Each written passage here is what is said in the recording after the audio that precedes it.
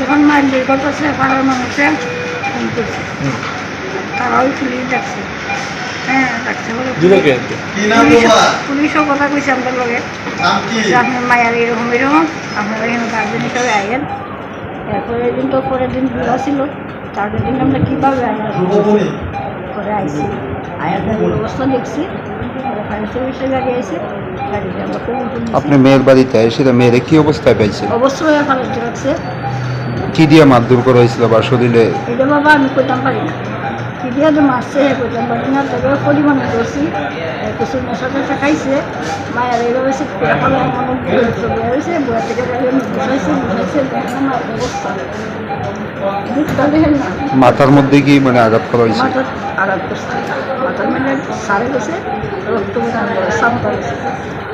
এখন মেয়ের অবস্থা কিরকম? মানে মেয়ের অবস্থা ভালো না, খারাপ হয়। কি নাম মেয়ের?